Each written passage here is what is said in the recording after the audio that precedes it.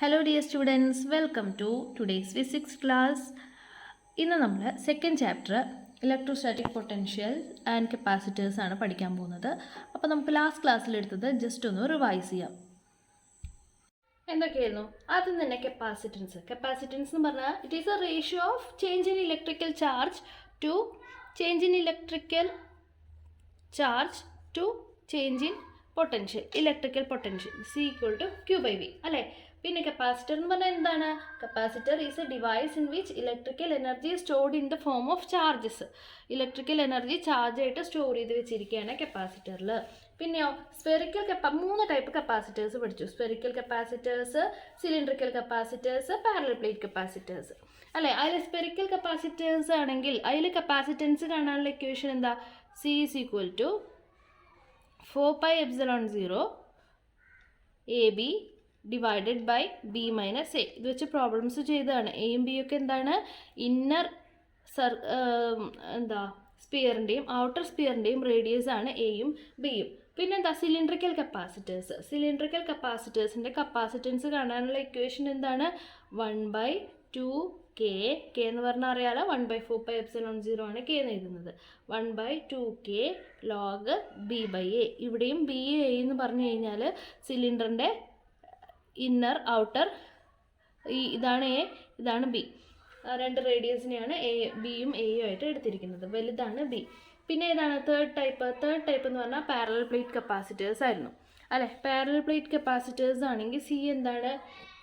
ε0 A/D. ε0 A/D. അതിൽ area എന്ന് പറഞ്ഞു കഴിഞ്ഞാൽ ആ പ്ലേറ്റിൻ്റെ രണ്ട് പ്ലേറ്റ് ഉണ്ടാവും.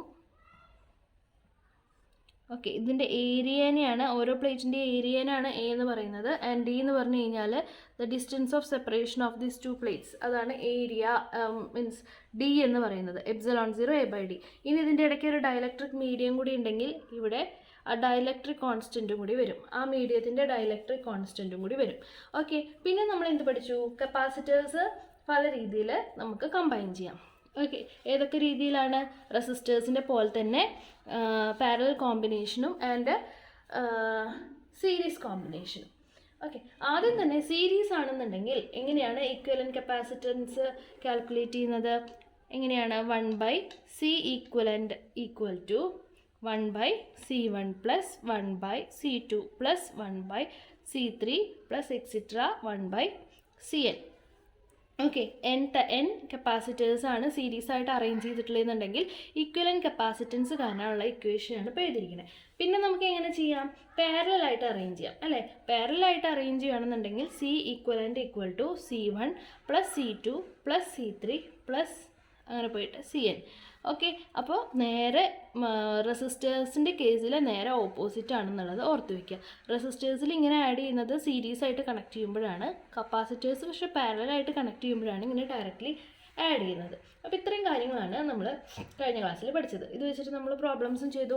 നമുക്ക് പുതിയ സർക്യൂട്ട് എങ്ങനെയാണ്, കുറേ കപ്പാസിറ്റേഴ്സ് ഉള്ള ഒരു സർക്യൂട്ട് തന്നു കഴിഞ്ഞാൽ അതിൽ ഈക്വലൻറ്റ് കപ്പാസിറ്റൻസ് എങ്ങനെ കാൽക്കുലേറ്റ് ചെയ്യാമെന്നുള്ളത് നോക്കാം. ഇനി നമ്മൾ ഫസ്റ്റ് ക്വസ്റ്റ്യനിലേക്ക് പോവാം. In the adjoining figure 4 capacitors are shown with their respective capacities and the potential difference applied. The charge and the potential difference across 4 microfarad capacitor will be. അപ്പോൾ ഈ ഫിഗറിൽ തന്ന പോലെ 4 കപ്പാസിറ്റേഴ്സ് അറേഞ്ച് ചെയ്തിട്ടുണ്ട്. അതിൽ 4 മൈക്രോഫാരഡ് വരുന്ന കപ്പാസിറ്റൻസിൻ്റെ അക്രോസ് ആയിട്ടുള്ള ചാർജും പൊട്ടൻഷ്യൽ ഡിഫറൻസും എന്താണ് എന്നുള്ളതാണ് ക്വസ്റ്റ്യൻ. അപ്പോൾ എന്താ ചോദിച്ചിരിക്കുന്നത്? ഫിഗർ എന്തായിരുന്നു? ഇവിടെ ഒരു കപ്പാസിറ്റർ ഉണ്ട്. പിന്നെ ഇവിടെ നമ്മൾ വോൾട്ടേജ് അപ്ലൈ ചെയ്യാണ്. 300 വോൾട്ടാണ് അപ്ലൈ ചെയ്യുന്നത്. ഇത് എത്രയാണ്? 20 മൈക്രോഫാരഡ്. ഇത് 12 മൈക്രോഫാരഡ്. പിന്നെ ഇവിടെ ഒരു കപ്പാസിറ്റർ, അതിൻ്റെ വാല്യൂ 4 മൈക്രോഫാരഡ്. പിന്നെ ഇവിടെ ഒരു കപ്പാസിറ്റർ, അതിൻ്റെ വാല്യൂ 4 മൈക്രോഫാരഡ്. ഓക്കെ, ഇതാണ് തന്നിരിക്കുന്നത്. കപ്പാസിറ്റൻസ്, അതിൻ്റെ കപ്പാസിറ്റിയും തന്നിട്ടുണ്ട്. കപ്പാസിറ്ററും അതിൻ്റെ കപ്പാസിറ്റൻസും തന്നിട്ടുണ്ട്. ആൻഡ് പൊട്ടൻഷ്യൽ ഡിഫറൻസ് 300 വോൾട്ടാണ് അപ്ലൈ ചെയ്തിരിക്കുന്നത്. The charge and potential difference across 4 microfarad capacitor 4 micro farad കപ്പാസിറ്റേഴ്സിൻ്റെ അക്രോസ് ആയിട്ടുള്ള ചാർജും പൊട്ടൻഷ്യൽ ഡിഫറൻസും ആണ് കണ്ടുപിടിക്കാൻ പറഞ്ഞിരിക്കുന്നത്. ഓപ്ഷൻസ് കണ്ടല്ലോ അല്ലേ, 4 ഓപ്ഷൻസ് ആണ് ഉണ്ടായിരുന്നത്. അപ്പം നമുക്കിത് എങ്ങനെ സോൾവ് ചെയ്യാം? ആദ്യം തന്നെ എങ്ങനെ സോൾവ് ചെയ്യാം? ഇത് രണ്ടും നോക്കൂ, നമുക്ക് ഇത് ആദ്യം ചെയ്യാൻ പറ്റുള്ളൂ. ഇത് രണ്ടും എങ്ങനെയാണ് കണക്ട് ചെയ്തിരിക്കുന്നത്? ഇതെങ്ങനെയാണ്, പാരലലാണോ സീരീസ് ആണോ? നോക്കൂ, ഇതിൻ്റെ ഈ അറ്റം ഇതിൻ്റെ ഈ അറ്റമായിട്ട് കണക്റ്റഡ് ആണ്, ഇതിൻ്റെ ഈ അറ്റം ഇതിൻ്റെ ഈ അറ്റമായിട്ട് കണക്റ്റഡ് ആണ്. രണ്ടറ്റവും അങ്ങനെ കണക്റ്റഡ് ആണെങ്കിൽ അതെന്താണ്? പാരലൽ കോമ്പിനേഷൻ ആണ്. പാരലൽ കോമ്പിനേഷൻ എന്ന് പറയുമ്പോൾ എന്ത് ചെയ്യണം? ഇക്വലന്റ് കപ്പാസിറ്റൻസ് എങ്ങനെയാണ് കണ്ടുപിടിക്കുന്നത്? വെറുതെ ആഡ് ചെയ്യണം അല്ലേ? 4 + 4 അതായത് 8 മൈക്രോ ഫാരഡാണ് ഇവിടെ ഇക്വലന്റ് കപ്പാസിറ്റൻസ് ആയിട്ട് കിട്ടുന്നത്. അപ്പോൾ ഇത് എന്ത് ചെയ്യുക? ഇത് രണ്ടും കൂടി ആഡ് ചെയ്തിട്ട് അതിൻ്റെ ഇക്വലന്റ് കപ്പാസിറ്റൻസ് ആയിട്ട് നമുക്ക് എന്ത് എഴുതാം? 8 മൈക്രോ ഫാരഡ് എഴുതാം. എങ്ങനെയാണെന്ന് മനസ്സിലായല്ലോ എല്ലാവർക്കും? എങ്ങനെയാണ്? 4 മൈക്രോ ഫാരഡും 4 മൈക്രോ ഫാരഡ് ആയിരുന്നു. പാരലായിട്ട് അറേഞ്ച് ചെയ്യുമ്പോൾ C ഇക്വലന്റ് = C1 + C2 അല്ലേ? അപ്പോൾ 4 മൈക്രോ ഫാരഡ് + 4 മൈക്രോ ഫാരഡ് അങ്ങനെ ചെയ്യുമ്പോൾ നമുക്ക് കിട്ടും 8 മൈക്രോ ഫാരഡ്. അപ്പോൾ അത് രണ്ടും കൂടി ഒറ്റ കപ്പാസിറ്ററായ അതിനെയാണ് ഈക്വലന്റ് കപ്പാസിറ്റൻസ് എന്ന് പറയുന്നത്. അത് രണ്ടും ഇങ്ങനെ സെപ്പറേറ്റ് വെക്കുന്നതും ഒരു 8 മൈക്രോ ഫാരഡിൻ്റെ കപ്പാസിറ്റർ വെക്കുന്നതും ഈക്വലൻ്റ് ആണ്. അപ്പോൾ നമ്മളത് 8 മൈക്രോ ഫാരഡിൻ്റെ കപ്പാസിറ്ററായിട്ട് റീപ്ലേസ് ചെയ്തു. ഇനി ഇത് 3 എണ്ണം ഉണ്ടല്ലേ, ഇത് 3 എണ്ണം എങ്ങനെയാണ്? പാരലലാണോ സീരീസ് ആണോ? ഇത് കാണുമ്പോൾ പാരലലാന്ന് തോന്നുന്നുണ്ടോ? ഇത് രണ്ടും പാരലലാന്ന് തോന്നുന്നുണ്ടോ? തോന്നുന്നുണ്ടെങ്കിൽ അത് തെറ്റിദ്ധാരണയാണ്. നോക്കൂ, ഇതിൻ്റെ ഈ അറ്റം ഇതിൻ്റെ ഈ അറ്റമായിട്ട് കണക്റ്റഡ് അല്ല. ഇവിടെയാണ് സ്റ്റാർട്ട് ചെയ്യുന്നത്, സോഴ്സിൽ നിന്നും തുടങ്ങി ഇവിടെ പോയി അടുത്ത കപ്പാസിറ്ററിലേക്ക് കണക്ട് ചെയ്തു, ഇവിടെ നിന്ന് അടുത്ത കപ്പാസിറ്ററിലേക്ക് കണക്ട് ചെയ്തു, സോഴ്സിലേക്ക് എൻഡ് ചെയ്തു. ഇത് 3 നേരെയാണ് വെച്ചിരിക്കുന്നത്. ഇങ്ങനെ വളച്ച് വെച്ചിട്ടുണ്ടെന്നേ ഉള്ളൂ അല്ലേ? സ്റ്റാർട്ട് ചെയ്യുന്നത് അവസാനിക്കുന്നതും വെവ്വേറെ പോയിന്റിലാണ്. ഇതിൻ്റെ ഒരറ്റം ഇതിൻ്റെ ഈ അറ്റം ഇതിൻ്റെ രണ്ടറ്റമായിട്ട് കണക്ഷൻ ഇല്ല. ഓക്കെ, ഇവിടുന്ന് തുടങ്ങി ഒരെണ്ണം 2 എണ്ണം 3 എണ്ണം തിരിച്ചെത്തി. ഇത് നേരെയാണ് വെച്ചിരിക്കുന്നത്, സീരീസ് ആയിട്ടാണ് കണക്ട് ചെയ്തിരിക്കുന്നത്. അപ്പോൾ ഇത് 3ഉം കൂടിയിട്ട് സീരീസ് ആണ്. സീരീസ് ആണെങ്കിൽ എങ്ങനെയാണ് കപ്പാസിറ്റൻസ് കണ്ടുപിടിക്കുക?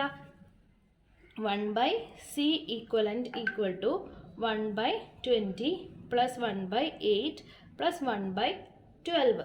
എങ്ങനെയാ? 20 ഉണ്ട്, 8 ഉണ്ട്, 12 ഉണ്ട്. അതായത് 3ഉം കൂടിയിട്ട് ഇങ്ങനെയാണ് ആഡ് ചെയ്യേണ്ടത് അല്ലേ? ഇതിൻ്റെ LCM എത്രയാണ് വരിക? ഇതെല്ലാം ഡിവൈഡ് ചെയ്യാൻ പറ്റുന്ന ഒരു നമ്പർ. LCM കാണാൻ എല്ലാവർക്കും അറിയാമെന്ന് പ്രതീക്ഷിക്കുന്നു. 120 ആണ് LCM വരുന്നത്. LCM വരുന്നത് 120. അപ്പോൾ 120 ഇവിടെ ആവണമെങ്കിൽ ഇവിടെ എത്ര കൊണ്ട് മൾട്ടിപ്ലൈ ചെയ്യണം? 6 കൊണ്ട് മൾട്ടിപ്ലൈ ചെയ്യണം അല്ലേ? അപ്പോൾ മുകളിൽ 6 കൊണ്ട്, താഴെ 120 ആവാൻ വേണ്ടിയിട്ട് 6 കൊണ്ട് മൾട്ടിപ്ലൈ ചെയ്യുമ്പോൾ 120. മനസ്സിലായോ? മുകളിലും താഴെയും 6 കൊണ്ട് മൾട്ടിപ്ലൈ ചെയ്യാം.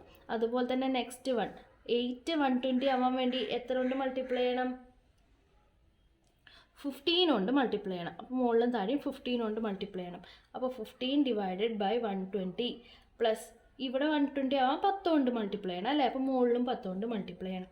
പ്ലസ് 10 / 120. ഓക്കെ, ഇനി എന്ത് ചെയ്താൽ മതി? താഴേക്ക് 120 ആണ്. ഓക്കെ, ഡിനോമിനേറ്ററിൽ ഒരേ നമ്പർ ആണെങ്കിൽ മുകളിലത്തെ നമ്പർ വെറുതെ കൂട്ടിയാൽ മതി. അപ്പോൾ എത്രയാണ് വരുന്നത്? 31 / 120 അല്ലേ? 25 + 6 31. 31 / 120 ആണ് 1/C equivalent. നമുക്ക് വേണ്ടത് C equivalent ആണ്. അപ്പോൾ നമ്മൾ എന്ത് ചെയ്യണം? ഇതിനെ തിരിച്ചെഴുതണം. അപ്പോൾ എന്ത് വരും? 120 / 31 വരും. ഓക്കെ, 120 / 31. അപ്പോൾ ഇത്രയും മൈക്രോ ഫാരഡ്. ഓക്കെ, ഇത്രയും മൈക്രോ ഫാരഡാണ് ഇക്വലന്റ് കപ്പാസിറ്റൻസ്. ഇതിപ്പോൾ നമ്മൾ എന്തിനാണ് ചെയ്തത്? ഇക്വലന്റ് കപ്പാസിറ്റൻസ് ഇവിടെ ചോദിച്ചിട്ടില്ലല്ലോ, പിന്നെ എന്തിനാണ് നമ്മളിത് ചെയ്തത്? നമുക്ക് ചാർജ് കണ്ടുപിടിക്കാനാണെങ്കിലും വോൾട്ടേജ് കണ്ടുപിടിക്കാനാണെങ്കിലും ഇത് വേണം. ചാർജിൻ്റെ ഇക്വേഷൻ എന്താ നോക്കൂ. ചാർജ് എന്ന് പറഞ്ഞു കഴിഞ്ഞാൽ C equivalent × ടോട്ടൽ വോൾട്ടേജ്. ഈ ഇക്വേഷൻ ഓർത്ത് വെക്കണം കേട്ടോ. ചാർജ് എന്ന് പറഞ്ഞു കഴിഞ്ഞാൽ ഇക്വലന്റ് കപ്പാസിറ്റൻസ് Q = CV എന്ന് നിങ്ങൾക്ക് അറിയാമല്ലോ. C = Q/V എന്ന് നമ്മൾ ആദ്യം എഴുതിയിട്ടുള്ളതല്ലേ? C = Q/V എന്ന് നമ്മൾ എഴുതിയിട്ടുണ്ട്. അതിൽ നിന്നും Q = C × V ആണ്. ആ C ഏതാണ്? ടോട്ടൽ കപ്പാസിറ്റൻസ് ആണ്, ഇക്വലന്റ് കപ്പാസിറ്റൻസ് ആണ്. അപ്പോൾ C equivalent × V അതാണ് ചാർജ്. ഓക്കെ, അതിന് വേണ്ടിയിട്ടാണ് നമ്മൾ C equivalent കണ്ടുപിടിച്ചത്. അപ്പോൾ ചാർജ് എന്ന് പറഞ്ഞു കഴിഞ്ഞാൽ C equivalent എന്ന് പറഞ്ഞു കഴിഞ്ഞാൽ 120 / 31 × വോൾട്ടേജ് എത്രയാണ്? 300 അല്ലേ? വോൾട്ടേജ് എന്ന് പറഞ്ഞാൽ 300 ആണ്. ഇത് സോൾവ് ചെയ്ത് കിട്ടുന്നതാണ് ചാർജ് എന്ന് പറയുന്നത്. എത്രയാണ് കിട്ടാമെന്നൊന്ന് സോൾവ് ചെയ്ത് നോക്കുക. നോക്കൂ.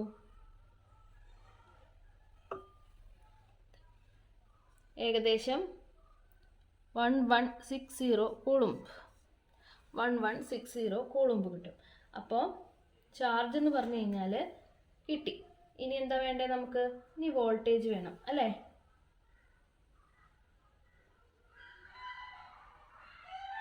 യെസ്.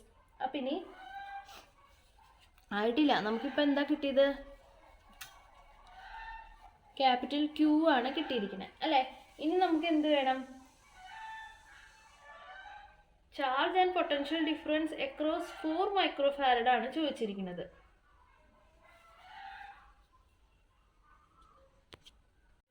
ഇനി പറയുന്ന കാര്യം പ്രത്യേകം ശ്രദ്ധിക്കണം. എന്താ നോക്കൂ, നമ്മുടെ ആദ്യത്തെ സർക്യൂട്ടിൽ ഇവിടെ 4 മൈക്രോഫാരഡ് ആയിരുന്നു, ഇവിടെയും 4 മൈക്രോഫാരഡ് ആയിരുന്നു. 4 മൈക്രോഫാരഡ് അതുപോലെ തന്നെ 4 മൈക്രോഫാരഡ്. ഒരു കാര്യം പ്രത്യേകം ഓർക്കേണ്ടത്, നമ്മൾ ഇതിനെല്ലാം കൂടി ഈക്വലൻ്റ് കപ്പാസിറ്റൻസ് കണ്ടുപിടിച്ചു അല്ലേ? അപ്പോൾ നമ്മൾ ഈ 300 വോൾട്ട് ഒരൊറ്റ കപ്പാസിറ്ററിൽ കൊടുക്കുകയാണെന്നുണ്ടെങ്കിൽ ആ കപ്പാസിറ്ററിലും ഇപ്പം നമ്മൾ കണ്ടുപിടിച്ച ചാർജില്ലേ Q ഇതാ, ഈ Q എന്ന് പറയുന്ന വാല്യൂ ഇതെല്ലാം കൂടി ഈക്വലൻ്റ് ആയ ഇങ്ങനത്തെ 1160 കുളും മൈക്രോ ഇല്ലേ? ഇല്ല, കുളും. ഓക്കെ, ഇത്രയും കുളുമ്പുള്ള ഒരു കപ്പാസിറ്റർ വെച്ചിട്ട് റീപ്ലേസ് ചെയ്ത് കഴിഞ്ഞാൽ ഈ Q എന്ന് പറയുന്ന ചാർജ് ആയിരിക്കും ഇതിൽ കൂടെ ഫ്ലോ ചെയ്യുന്നത്. ഓർത്ത് വെക്കേണ്ട കാര്യം, സീരീസ് കോമ്പിനേഷൻ ആണെന്നുണ്ടെങ്കിൽ ചാർജ് എല്ലാത്തിലും ഒരുപോലെ ആയിരിക്കും. Q എന്ന് പറയുന്നത് എല്ലാ കപ്പാസിറ്റേഴ്സിനെ അക്രോസ് ഒരേപോലെ ആയിരിക്കും. Q is same in all capacitors in series connection. പക്ഷെ പാരലൽ ആണെങ്കിലോ, പാരലൽ കോമ്പിനേഷൻ ആണെങ്കിൽ Q സെയിം ആവില്ല. ഓക്കെ, നമ്മൾ റെസിസ്റ്റേഴ്സ് പഠിക്കുമ്പോൾ പഠിച്ച പോലെ തന്നെയാണ് ഇവിടെ പാരലൽ കോമ്പിനേഷൻ ആണെന്നുണ്ടെങ്കിൽ voltage across the capacitor same ആയിരിക്കും. പക്ഷേ Q എന്ന് പറഞ്ഞു കഴിഞ്ഞാൽ സെയിം ആയിരിക്കില്ല. സീരീസിലാണെങ്കിലോ ചാർജ് ആയിരിക്കും എല്ലാത്തിലും സെയിം ആയിരിക്കുന്നത്. സീരീസിൽ ചാർജാണ് എല്ലാത്തിലും സെയിം, പാരലൽ ചാർജ് സെയിം അല്ല, വോൾട്ടേജ് ആണ് എല്ലാത്തിനും. Voltage across the capacitors are same. അപ്പോൾ നമ്മൾ നോക്കൂ, ഈ കോമ്പിനേഷനെ പറ്റി നമ്മൾ വെറി ചെയ്യേണ്ട ആവശ്യമില്ല. കാരണം ഇത് സീരീസ് ആയിട്ടാണ് കണക്ട് ചെയ്തിട്ടുണ്ടായിരുന്നത്, നമ്മൾ രണ്ടാമത് സോൾവ് ചെയ്തത്. പക്ഷേ ഈ രണ്ട് കോമ്പിനേഷൻ എങ്ങനെയായിരുന്നു? പാരലൽ കോമ്പിനേഷൻ ആയിരുന്നു. ആൻഡ് ക്വസ്റ്റ്യൻ ചോദിച്ചിരിക്കുന്നത് 4 മൈക്രോഫാരഡ്. ഇതിലേതെങ്കിലും ഒന്നാവാം, രണ്ടും 4 മൈക്രോഫാരഡ് ആണ്. ക്വസ്റ്റ്യനിൽ ചോദിച്ചിരിക്കുന്നത് ഇതാവാം, രണ്ടും 4 മൈക്രോഫാരഡ് ആണല്ലോ. അപ്പോൾ ഇതിന് അക്രോസ് ആയിട്ട് എന്തുമാത്രം ചാർജും അതുപോലെ പൊട്ടൻഷ്യൽ ഡിഫറൻസും ഉണ്ടെന്നാണ് ചോദിച്ചിരിക്കുന്നത്. അപ്പോൾ ഇതിലെ വരുന്ന ചാർജ് എത്രയാണ്? Q ആണ്, ക്യാപിറ്റൽ Q, നമ്മൾ ഈ കണ്ടുപിടിച്ച വാല്യൂ അല്ലേ? ഇതേ വാല്യൂ ആണ് ഇവിടെ വെച്ച് സെപ്പറേറ്റ് ആവുന്നത് അല്ലേ? ഈ ക്യാപിറ്റൽ Q എന്ന് പറയുന്നത് ഇവിടെ എത്തുമ്പോൾ 2 വഴിക്ക് പോവുകയാണ് ചെയ്യുന്നത് അല്ലേ? ആൻഡ് അത് എന്തിനെ ഡിപ്പെൻഡ് ചെയ്തിരിക്കും? ഈ കപ്പാസിറ്ററിന് ഡയറക്റ്റ്ലി പ്രൊപ്പോർഷണൽ ആയിരിക്കും. പക്ഷേ ഇവിടെ നോക്കൂ, രണ്ട് കപ്പാസിറ്ററിനും കപ്പാസിറ്റൻസ് സെയിം ആണ്, രണ്ടും 4 മൈക്രോഫാരഡ് ആണ്, ഈക്വൽ കപ്പാസിറ്റേഴ്സ് ആണ്. അപ്പോൾ ഈ ചാർജ് എങ്ങനെ ഡിവൈഡ് ചെയ്യും? ഈക്വലി ഡിവൈഡ് ചെയ്യും. മനസ്സിലായോ? ഇവിടുന്ന് വരുന്ന ചാർജ് ഈ സർക്യൂട്ടിലെ ഈ സീരീസ് കോമ്പിനേഷനിൽ വരുന്ന ചാർജാണ് ക്യാപിറ്റൽ Q ഇപ്പോൾ നമ്മൾ കണ്ടുപിടിച്ചത്. ഇനി ഇവിടെ പക്ഷേ പാരലൽ കോമ്പിനേഷനാണ് ഇത് രണ്ടും. പാരലൽ കോമ്പിനേഷനിൽ ചാർജ് സെയിം ആയിരിക്കില്ല, ഡിവൈഡ് ചെയ്ത് പോവും. അതിൻ്റെ കപ്പാസിറ്റൻസിൻ്റെ വാല്യൂ അനുസരിച്ച് അതിന് പ്രൊപ്പോർഷണലായിട്ട് ഡിവൈഡ് ചെയ്ത് പോവും. പക്ഷേ ഇവിടെ രണ്ട് കപ്പാസിറ്റൻസും സെയിം ആണ്, 4 മൈക്രോഫാരഡ് ആയതുകൊണ്ട് ഈ Q എന്ന് പറയുന്നത് ഇങ്ങോട്ടേക്കും ഒരുപോലെ ഡിവൈഡ് ചെയ്ത് പോവും. അതായത് ഓരോ 4 മൈക്രോഫാരഡിലും പോകുന്ന ചാർജ് എത്രയായിരിക്കും? ടോട്ടൽ Q/2 അല്ലേ? ഈ Q ഇങ്ങോട്ട് ഹാഫ് ഇങ്ങോട്ട് പോവും, Q/2 ഇങ്ങോട്ട് പോവും, Q/2 ഇങ്ങോട്ട് പോവും. അപ്പോൾ 4 മൈക്രോഫാരഡിന് എക്രോസ് ആയിട്ടുള്ള ചാർജ് എത്രയാണ് വരുന്നത്? 1160 ഡിവൈഡഡ് ബൈ 2. ഓക്കെ, ഏകദേശം 580 മൈക്രോഫാരഡാണ്. ഓക്കെ, ഇത് നമ്മൾ ചെയ്യുമ്പോൾ പ്രത്യേകം ശ്രദ്ധിക്കുക. എന്താ, നമുക്ക് ഇങ്ങനെ ഇരുന്ന് കാൽക്കുലേറ്റ് ചെയ്യേണ്ട ആവശ്യമില്ല. ഇവിടെയൊക്കെ ഡയറക്റ്റ് കാൽക്കുലേഷൻ ചെയ്യേണ്ട ആവശ്യമില്ല. ഓക്കെ, നമ്മൾ ഏകദേശം ഒന്ന് കാൽക്കുലേറ്റ് ചെയ്ത് നോക്കിയാൽ നമുക്കറിയാം 580 ആണ് വാല്യൂ വരുന്നത്. അതിൻ്റെ മുകളിൽ വരുന്ന വാല്യൂസ് ഒന്നും 600-നും താഴെ ആയിരിക്കും എന്നുള്ളത് നമുക്കറിയാം. കാരണം 1160 അല്ലേ, 1200 ആണ് ഡിവൈഡ് ബൈ 2 ആണ് 600 വരുന്നത്. അപ്പോൾ 1160 ആണെങ്കിൽ എന്തായിരിക്കും 600-ന് താഴെയുള്ളൊരു വാല്യൂ ആയിരിക്കും. അപ്പോൾ 580 മൈക്രോ ഫാരഡ് ആണ്. അത് ചെയ്ത് സമയം കളയാതെ ഏകദേശം കുറച്ച് ലോജിക്ക് വെച്ചിട്ടൊക്കെ എഴുതാം. ഓക്കെ, 1200/2 ആണ് 600. ഇവിടെ 1200 ഇല്ല, അതിന് ചെറിയൊരു വാല്യൂ ആണ്. അപ്പോൾ 600-നും താഴെയുള്ളൊരു വാല്യൂ ആണ് ഡിവൈഡ് ചെയ്യുമ്പോൾ കിട്ടുക. ഓക്കെ, 580 ആണ് കറക്റ്റ് ആൻസർ. അപ്പോൾ 580 ഒറ്റ ഓപ്ഷനേ ഉള്ളൂ. അപ്പോൾ വോൾട്ടേജ് പിന്നെ നമുക്ക് അണ്ടർസ്റ്റുഡ് ആണ്. എന്നാലും വോൾട്ടേജ് കാൽക്കുലേറ്റ് ചെയ്യാൻ വലിയ പണിയൊന്നുമില്ല. വി എവിടെ ആ 4 മൈക്രോ ഫാരഡ് കപ്പാസിറ്ററിന് അക്രോസ് ആയിട്ടുള്ള വോൾട്ടേജ് എന്ന് പറഞ്ഞു കഴിഞ്ഞാൽ ഇതിന്ന് വി ഈക്വൽ ടു എന്താണ്, Q/C അല്ലേ. ആ Q ഏതാണ്, 4 മൈക്രോ ഫാരഡിന് അക്രോസ് ആയിട്ടുള്ള Q. അതായത് 580 ഡിവൈഡഡ് ബൈ എത്രയാ, C എന്ന് പറയുന്നത് എത്രയാ, 4 micro farad. Okay, yes, micro കൂളുംബാണേ. അപ്പോൾ ഇത് മൈക്രോ കൂളുംബ്, ഇത് മൈക്രോ ഫാരഡ്. അപ്പോൾ രണ്ടും കൂടി മൈക്രോ ഫാരഡും മൈക്രോ കൂളുംബ് ആയതുകൊണ്ട് മൈക്രോ ക്യാൻസൽ ചെയ്ത് പോകും. 580 ഡിവൈഡ് ബൈ 4 എത്രയാണ്, 145 വോൾട്ട്. അതാണ് ഓപ്ഷനിൽ കൊടുത്തിരിക്കുന്നത്. 580 മൈക്രോ കൂളുംബും 145 വോൾട്ടും. ക്ലിയർ ആയല്ലോ. അടുത്ത question.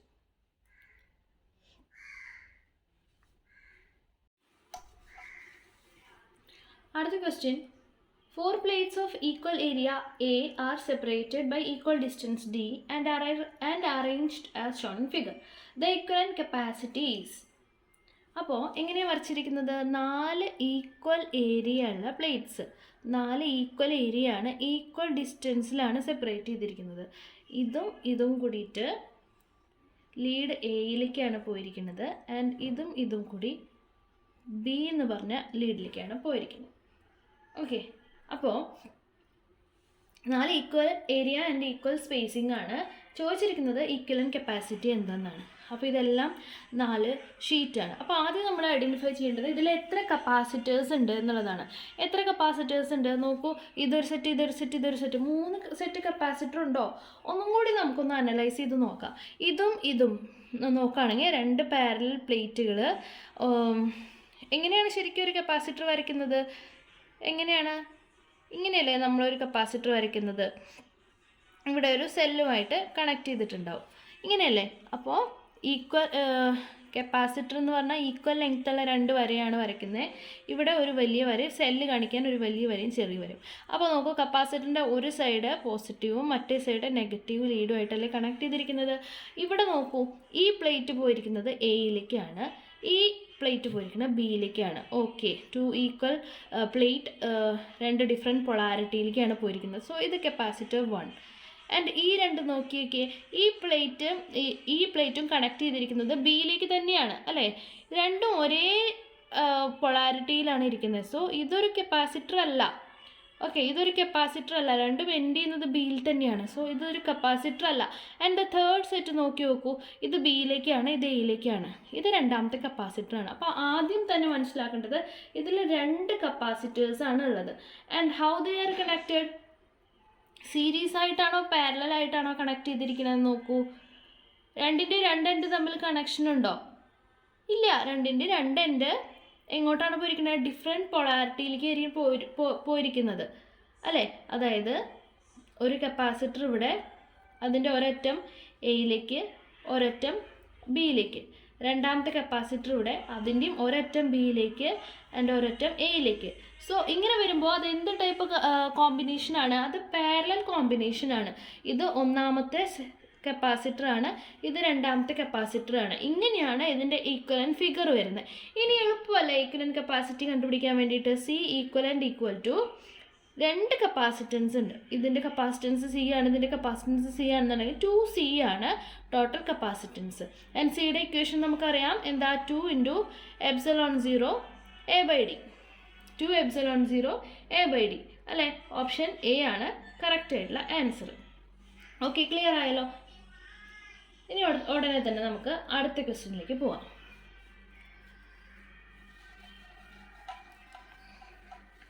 3 equal capacitors, each with capacitance C, are connected as shown in figure. Then the equivalent capacitance between A and B. കപ്പാസിറ്റൻസിൻ്റെ ഫിഗർ നോക്കിയേ, കണ്ടോ 3 കപ്പാസിറ്റേഴ്സ് ഉണ്ട്. പക്ഷേ ആ കണക്ഷൻ ഇത്തിരി കോംപ്ലിക്കേഷൻ ആയിട്ട് തോന്നുന്നുണ്ട് അല്ലേ? Options C, 3C, C/3, 3C/2. അപ്പോൾ നോക്കാം. ഇത് A ആണ്.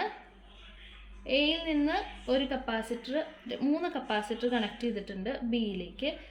ഇവിടെ നിന്ന് ഒരു കണക്ഷൻ ഇവിടേക്ക് ഇതിൻ്റെ നടുക്കേക്ക് പോയിട്ടുണ്ട്. ആൻഡ് ഇവിടെ നിന്ന് ഒരെണ്ണം ഇവിടുത്തെ നടുക്കേക്ക് പോയിട്ടുണ്ട്. കാണുമ്പോൾ നമുക്ക് മനസ്സിലാവുന്നില്ല എവിടേക്കൊക്കെയാണ് ലീഡ് പോയിരിക്കുന്നത് അല്ലേ? അപ്പോൾ ഇത് സി, ഇത് സി, ഇത് സി. അപ്പോൾ ഒരു കാര്യം നമ്മൾ ഓർത്ത് വെക്കേണ്ടത് എന്താണെന്നറിയോ? നമ്മൾ എയും ബിയും കണക്ട് ചെയ്തിട്ടുണ്ട് എന്നുണ്ടെങ്കിൽ ഇതിൻ്റെ നടുക്ക് വേറെ റെസിസ്റ്റർ ഇല്ല, കപ്പാസിറ്റർ ഇല്ല, ഒന്നുമില്ല എന്നുണ്ടെങ്കിൽ ഇവിടെ എല്ലായിടത്തും ഈ പോയിന്റിന് നമുക്ക് എന്ന് വിളിക്കാം, ഈ പോയിന്റിനെ എന്ന് വിളിക്കാം, ഈ പോയിന്റിനെ എന്ന് വിളിക്കാം. ഇവിടെ എല്ലാതും ഇതേ വോൾട്ടേജ് ആണുള്ളത്. ഓക്കെ, അപ്പോൾ നമുക്ക് ഇവിടെ ഈ പോയിന്റ് എ ആണെന്നുണ്ടെങ്കിൽ ഇതിൻ്റെ ഇടയ്ക്ക് ഇവിടം വരെ ഒന്നുമില്ല, ഒരു കപ്പാസിറ്ററും ഇല്ല. അപ്പോൾ ഈ പോയിന്റ് എ തന്നെയാണ്. പറഞ്ഞത് മനസ്സിലായോ? ഇവിടെ എ ആണെന്നുണ്ടെങ്കിൽ ഇത് ഏത് സ്റ്റേറ്റിലാണ്, എ എന്നുള്ള സ്റ്റേറ്റിലാണ് ഇരിക്കണമെന്നുണ്ടെങ്കിൽ ഈ വഴിക്കൊന്നും ആരുമില്ല, റെസിസ്റ്ററോ കപ്പാസിറ്ററോ സെല്ലോ ഒന്നുമില്ല. സോ ഇതും എ തന്നെയാണ്. ആൻഡ് ഇവിടെ മുഴുവൻ എ ആണ്. ഈ പോയിന്റ് എല്ലാതും എ ആണ്. ഈ പോയിന്റ് എന്ന് പറയുന്നതും എ ആണ്. ആൻഡ് ഈ പോയിന്റിനെ നമുക്കപ്പോൾ എന്ത് വിളിക്കാം? എ തന്നെയാണ്. ഓക്കെ, ഇതൊന്നും നോക്കിയാൽ അറിയാം. ഇവിടെ നിന്നാണ് ഒരു വയർ എടുത്ത് ഇങ്ങോട്ട് കണക്ട് ചെയ്തിരിക്കുന്നത്. ആ വയറിൻ്റെ ഇടയ്ക്ക് വേറെ ഒന്നുമില്ല. അപ്പോൾ ഇവിടെ ഏത് വോൾട്ടേജിലാണ് ഇരിക്കുന്നത് അതേ വോൾട്ടേജ് ആയിരിക്കും ഇവിടെ. ഓക്കെ, സോ ഈ പോയിന്റ് എ ആണ്, ഈ പോയിന്റ് എ ആണ്. അതേപോലെ തന്നെ ബി ഇവിടേക്ക് വരുമ്പോൾ ഈ ഒരു പോയിന്റ് എന്ന് പറയുന്നത് ഇത് ബി ആണ്. ആൻഡ് ഇവിടെ വന്നു കഴിഞ്ഞാൽ ഇതും ബി ആണ്. കാരണം ഇതിൻ്റെ ഇടയ്ക്ക് ഇതുവരെ ഒന്നുമില്ല. ഇവിടെയും ബി തന്നെയാണ്. And this is also be. അപ്പോൾ ഈ 2 കപ്പാസിറ്റർ നോക്കിയേ, ഈ കപ്പാസിറ്ററിൻ്റെ ഇത് എയിലേക്കും ഇത് ബിയിലേക്കുമാണ് കണക്ട് ചെയ്തിരിക്കുന്നത്. ഇത് ബി ആണല്ലോ, ഇത് എ, ഇത് ബി. ഓക്കെ, അപ്പോൾ ഒരു കപ്പാസിറ്റർ നമ്പർ 1. അപ്പോൾ ഇത് എ, ഇത് ബിയിലേക്കാണ്. രണ്ടാമത്തത് നോക്കൂ, ഇത് എ, ഇത് ബി. വീണ്ടും ഇത് എ, ഇത് ബിയിലേക്കാണ് കണക്ട് ചെയ്തിരിക്കുന്നത്. And this is A to B. അപ്പോൾ ഇത് സിംപ്ലിഫൈ ചെയ്ത് വരയ്ക്കുകയാണെങ്കിൽ എങ്ങനെയാണ് സിംപ്ലിഫൈ ചെയ്ത് വരയ്ക്കുക? എങ്ങനെയാണ് ഇത് കണക്ട് ചെയ്തിരിക്കുന്നത്? സീരീസ് ആണോ പാരലൽ ആണോ? ഒരെണ്ണത്തിൻ്റെ അറ്റത്തു നിന്നാണോ അടുത്ത കപ്പാസിറ്റർ തുടങ്ങിയിരിക്കുന്നത്? നോക്കൂ, ഈ കപ്പാസിറ്ററിൻ്റെ ഈ അറ്റം എയിലേക്ക്, ഈ അറ്റം ബിയിലേക്ക്, അതവിടെ തീർന്നു. ഈ കപ്പാസിറ്ററിൻ്റെ ഈ അറ്റം എയിലേക്ക്, ഈ അറ്റം ബിയിലേക്ക്, അതും തീർന്നു. ഇത് എയിലേക്ക് ബിയിലേക്ക് ഇൻഡിവിജ്വലി കണക്ട് ചെയ്തിരിക്കുകയാണ്. അങ്ങനത്തെ കണക്ഷൻ പാരലൽ കണക്ഷൻസ് ആണ്, പാരലൽ കോമ്പിനേഷൻ ആണ്. അപ്പോൾ എങ്ങനെയാണ് 3 കപ്പാസിറ്റേഴ്സ് കണക്ട് ചെയ്തിരിക്കുന്നത്? പാരലലി ആണ് കണക്ട് ചെയ്തിരിക്കുന്നത്. ഈ കപ്പാസിറ്റർ 3ഉം എങ്ങനെയാണ് കണക്ട് ചെയ്തിരിക്കുന്നത്? പാരലലി ആണ് കണക്ട് ചെയ്തിരിക്കുന്നത്. യെസ്, പാരലൽ കോമ്പിനേഷൻ ആണ്. ഇവിടെ എ, ഇവിടെ ബി. ആദ്യത്തേത് സെപ്പറേറ്റ്ലി എയിലേക്ക്, സെപ്പറേറ്റ്ലി ബിയിലേക്ക്.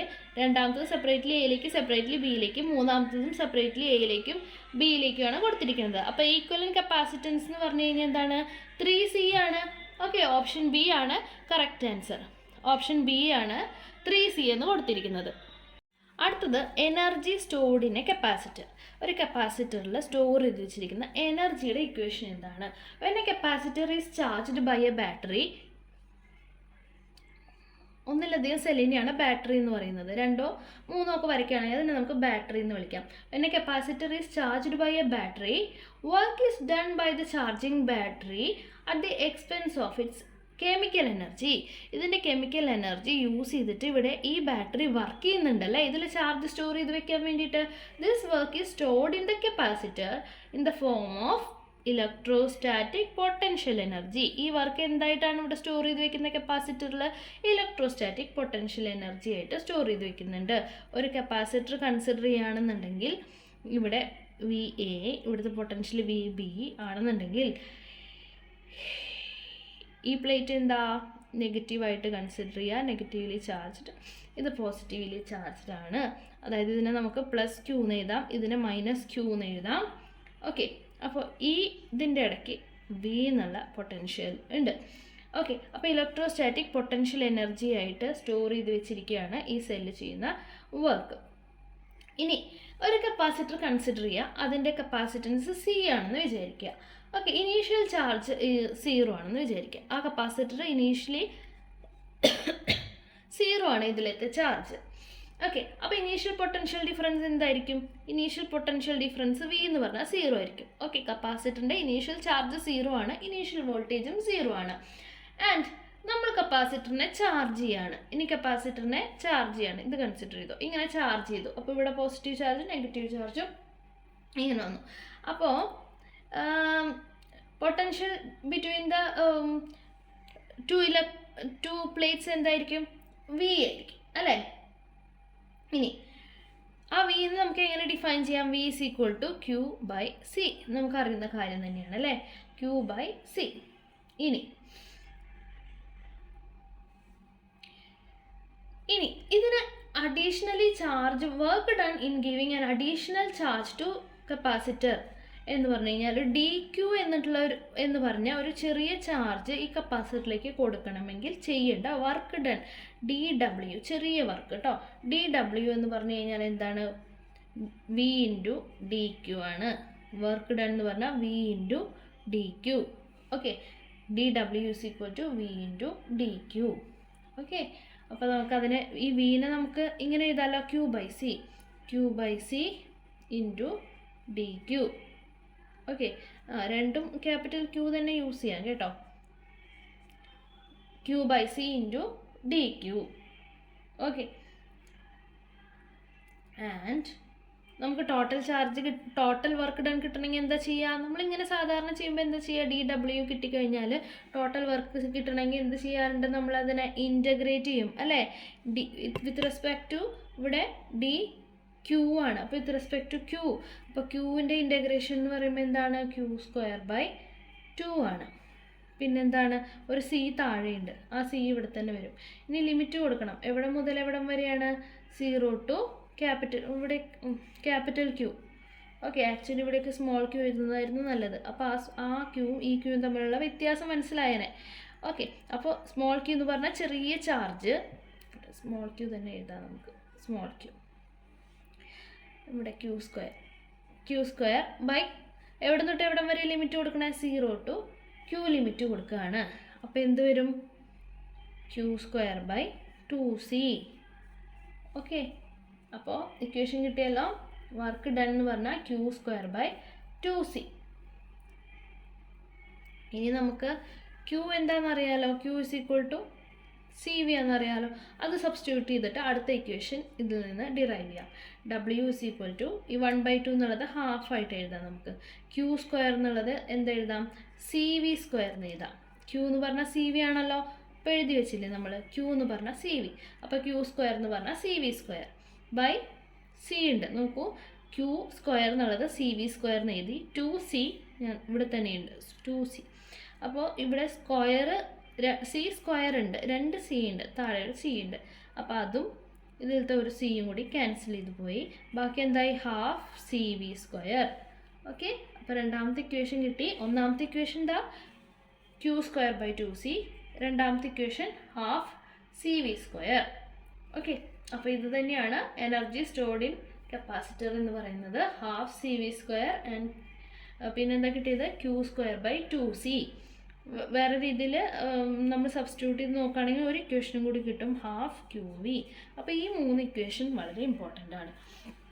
ഏതൊക്കെയാണ് ആ 3 ഇക്വേഷൻ?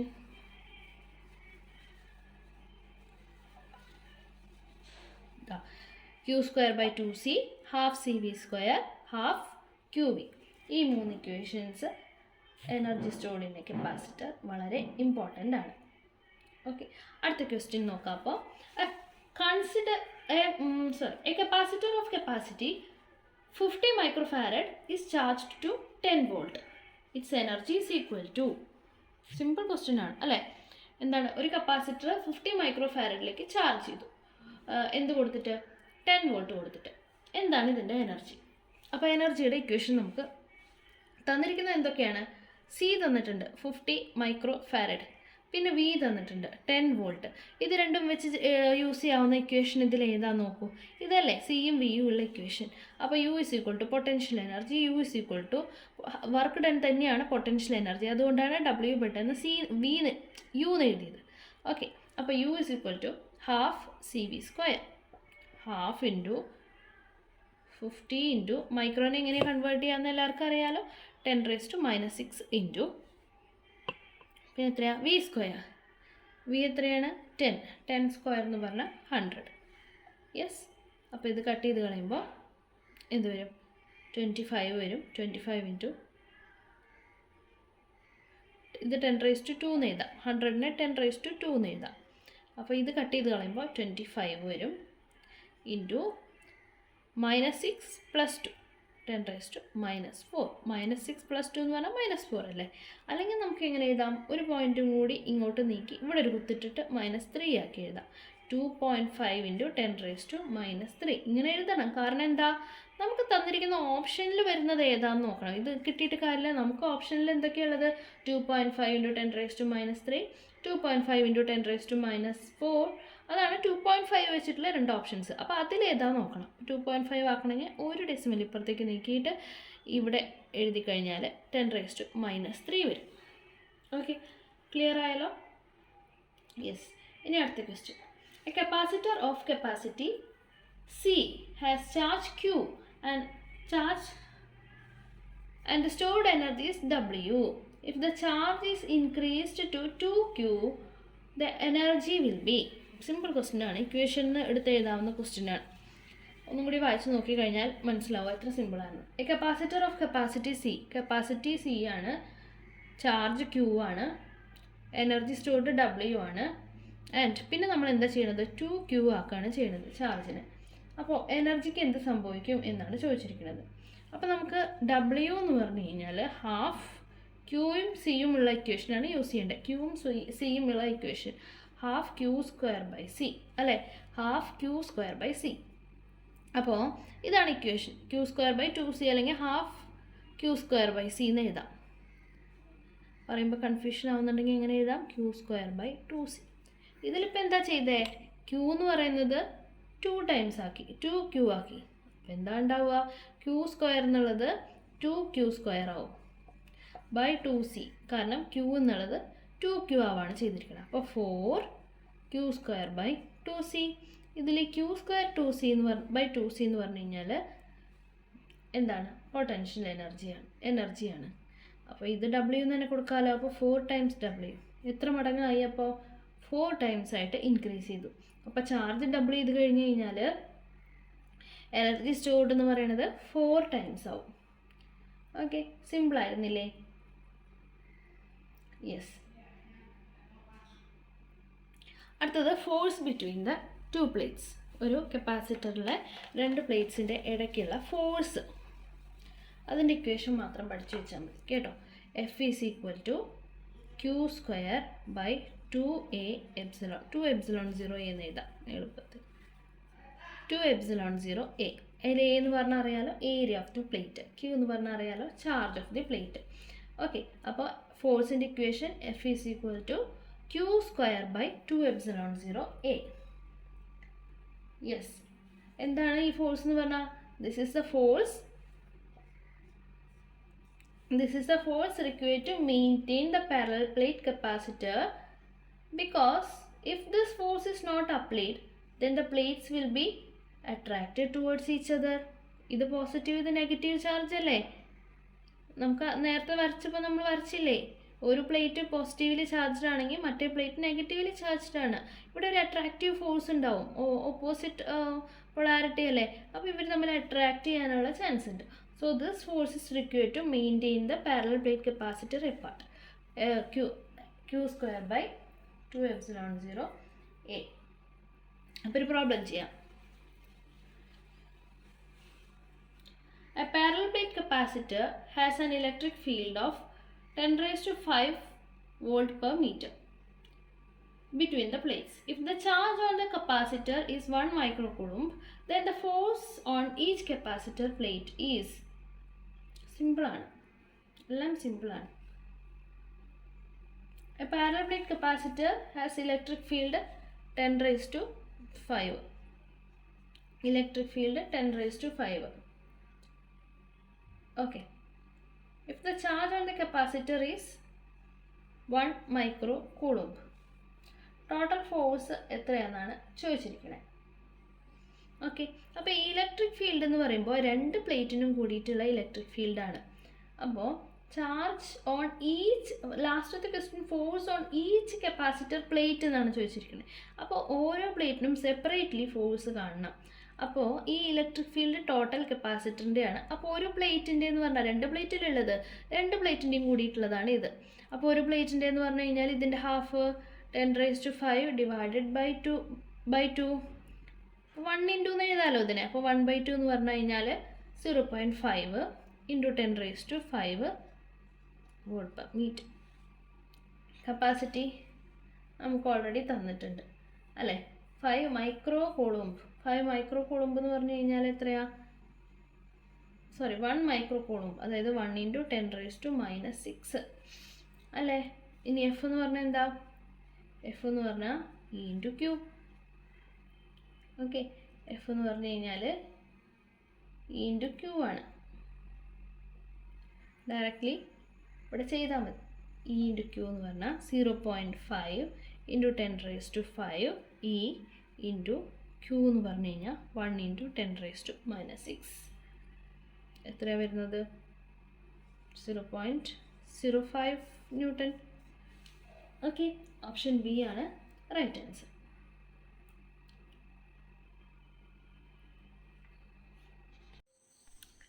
അടുത്ത question, an electric charge 10⁻³ microcoulomb is placed at the origin 0, of xy coordinate system. 2 points A and B are situated at √2 and 2, respectively. The potential difference between the points A and B will be. Yes, അപ്പോൾ എന്താ തന്നിരിക്കുന്നത്, an electric charge 10⁻³ microcoulomb is placed at the origin. XY plane ആണ് പറഞ്ഞിരിക്കുന്നത്, XY plain അതിൻ്റെ ഒറിജിനിലാണ്, origin 0, അവിടെയാണ് 10⁻³ മൈക്രോകൂളംബ് charge വെച്ചിരിക്കുന്നത്. 2 points A and B are situated at, A എന്ന് പറഞ്ഞ പോയിന്റ് എവിടെയാണ്, √2, അതായത് ഇവിടെ നിന്നും √2, അതുപോലെ തന്നെ ഇവിടെ നിന്നും √2. ഇതാ ഇവിടെയാണ് ആദ്യത്തെ എ എന്ന് പറഞ്ഞ പോയിന്റ്, √2. ഓക്കെ, ആൻഡ് ബി എവിടെയാണുള്ളത്, 2, 0. 2 എന്ന് പറഞ്ഞാൽ എക്സ് ആക്സിസിൽ 2 ആണ്, എക്സ് ആക്സിസിൽ 2 ആണ്. നമുക്കറിയാലോ √2 എന്ന് പറഞ്ഞു കഴിഞ്ഞാൽ 2-നേക്കാളും ചെറിയ വാല്യൂ ആണ് കേട്ടോ. അതാണ് ഇതാദ്യം വരച്ചിരിക്കുന്നത്. അപ്പോൾ 2 എന്ന് പറഞ്ഞു കഴിഞ്ഞാൽ ഇവിടെ എക്സ് ആക്സിസിൽ 2, വൈ ആക്സിസിൽ 0, അതായത് എക്സ് ആക്സിസിലാണ് വാല്യൂ. 2, 0 എന്ന് പറഞ്ഞു കഴിഞ്ഞാൽ അത് എക്സ് ആക്സിസിലെ വാല്യൂ ആണെന്ന് അറിയാമെന്ന് വിചാരിക്കുന്നു. 2 എന്ന് പറഞ്ഞു കഴിഞ്ഞാൽ എക്സ് ഈക്വൽ ടു 2 ആണ്, വൈ ഈക്വൽ ടു 0, അതായത് വൈ ആക്സിസിൽ വാല്യൂ ഇല്ല, അതായത് എക്സ് ആക്സിസിലാണ് ബി എന്ന് പറഞ്ഞ പോയിന്റ് കിടക്കുന്നത്, 2, 0. ഇനി എന്താ question, the potential difference between the points A and B. ഈ എ എന്ന് പറഞ്ഞ പോയിന്റും ബി എന്ന് പറഞ്ഞ പോയിന്റും തമ്മിലുള്ള പൊട്ടൻഷ്യൽ ഡിഫറൻസ് കണ്ടുപിടിക്കണം. അപ്പോൾ അതിനെന്ത് ചെയ്യണം, ഏത് കാരണമുള്ള പൊട്ടൻഷ്യൽ ഡിഫറൻസ് ആണ്, ക്യൂ ആണ്. ക്യൂ ഇവിടെയാണ് ഇരിക്കുന്നത് ഒറിജിനിൽ അല്ലേ. അപ്പോൾ ഈ ക്യൂവിൽ നിന്ന് എ എത്ര ദൂരെയാണ്, ക്യൂവിൽ നിന്ന് ബി എത്ര ദൂരെയാണെന്നുള്ളത് ആദ്യം കണ്ടുപിടിക്കണം. ഓക്കെ, ആദ്യം നമുക്ക് കണ്ടുപിടിക്കേണ്ട കാര്യം ക്യൂവിൽ നിന്ന് എയും ബിയും എത്ര അകലത്തിലാണ് ഉള്ളതെന്നാണ് കണ്ടുപിടിക്കേണ്ടത്. അപ്പോൾ ക്യൂവിൽ നിന്ന് എയിലേക്കുള്ള പൊസിഷൻ വെക്റ്റർ R1 വെക്റ്റർ, എയിൽ നിന്ന് ബിയിലേക്കുള്ള പൊസിഷൻ വെക്റ്റർ R2 വെക്റ്റർ. അപ്പോൾ R1ഉം R2 എത്രയാണെന്നുള്ളത് നമുക്ക് കണ്ടുപിടിക്കാം. അപ്പോൾ R1 വെക്റ്റർ എന്ന് പറഞ്ഞു കഴിഞ്ഞാൽ ഈ R1 വെക്റ്ററിൻ്റെ മാഗ്നിറ്റ്യൂഡ് കണ്ടുപിടിക്കാനുള്ള ഇക്വേഷൻ നമ്മൾ ഫസ്റ്റ് ചാപ്റ്റർ മുതൽ പഠിക്കുകയാണ് അല്ലേ. മാഗ്നിറ്റ്യൂഡ് കണ്ടുപിടിക്കാനുള്ള ഇക്വേഷൻ എന്താണ്,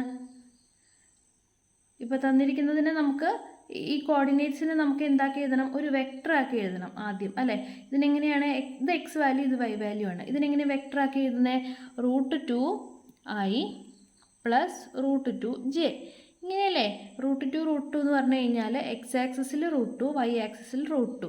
അപ്പോൾ എക്സ് ആക്സിസിലാവുമ്പോൾ ഐ ക്യാപ്പ്, വൈ ആക്സിസിലാവുമ്പോൾ ജെ ക്യാപ്പ്. അപ്പോൾ √2i പ്ലസ് √2j. അതുപോലെ തന്നെ R2 വെക്ടറിനെ നമ്മൾ എങ്ങനെ എഴുതുന്നത്, R2 വെക്ടറിനെ എങ്ങനെ എഴുതുന്നത്, R2 വെക്ടർ എന്ന് പറഞ്ഞാൽ 2, 0. അപ്പോൾ 2i plus 0j. Okay, 0j എഴുതിയില്ലെങ്കിലും കുഴപ്പമില്ല, 0 ആണല്ലോ. അപ്പോൾ ഇങ്ങനെയുള്ള രണ്ട് വെക്ടർ നമുക്ക് കിട്ടി. ഇനി എന്ത് വേണം, ഇതിൻ്റെ മാഗ്നിറ്റ്യൂഡ് കണ്ടുപിടിക്കണം. R1ൻ്റെ മാഗ്നിറ്റ്യൂഡ് എത്രയാണ്, ഇങ്ങനെ ഒരു വെക്ടറാണ് തന്നിരിക്കുന്നതെന്നുണ്ടെങ്കിൽ ഇതിൻ്റെ മാഗ്നിറ്റ്യൂഡ് എങ്ങനെയാണ് കണ്ടുപിടിക്കുന്നത്?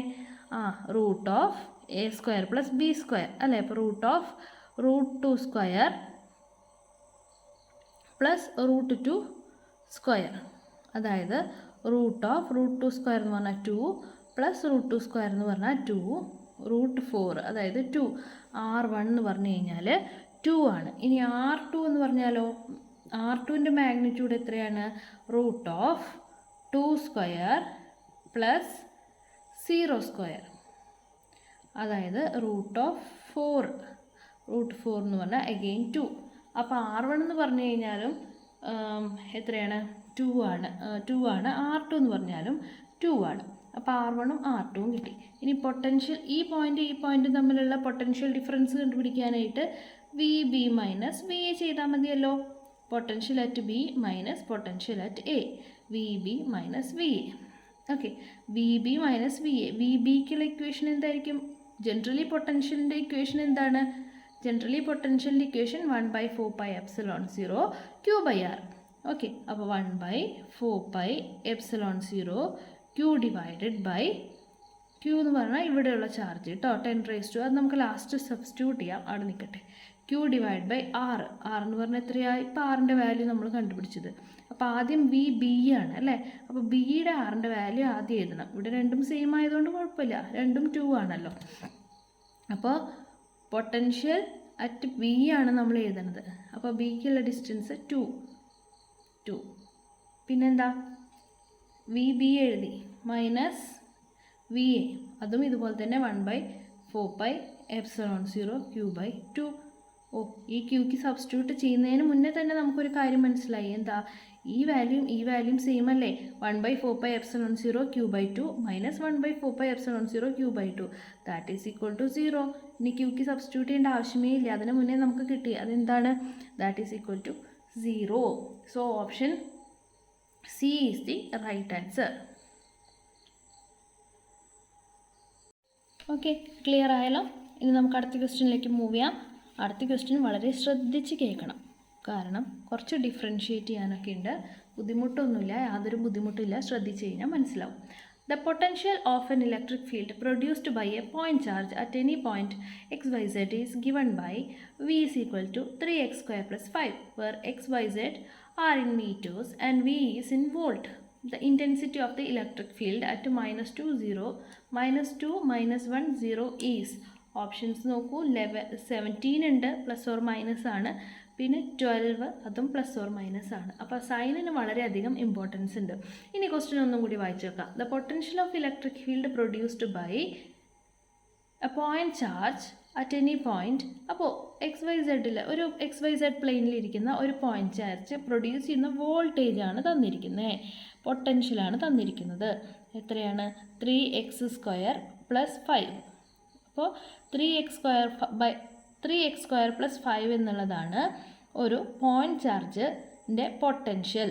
ഓക്കെ, ഇനി XYZ മീറ്ററിലാണ് തന്നിട്ടുണ്ട്,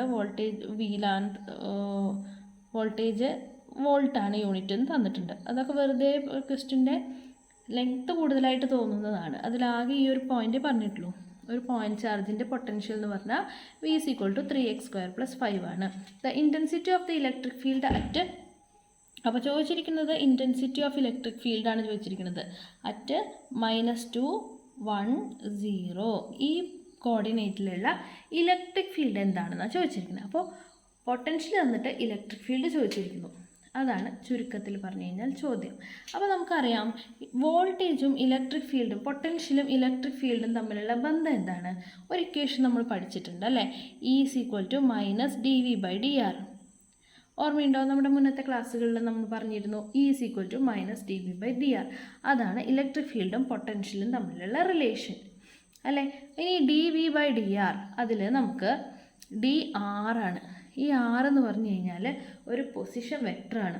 അതിനെ നമുക്ക് in terms of X Y Z ഒക്കെ എഴുതണം. തൊട്ട് മുന്നത്തെ കേസിൽ നമ്മൾ ആറിനെ എഴുതിയില്ലേ, ഇപ്പം എന്താ എഴുതിയത്, √2i + √2j എന്ന് എഴുതിയില്ലേ തൊട്ട് മുന്നത്തെ പ്രോബ്ലത്തിൽ.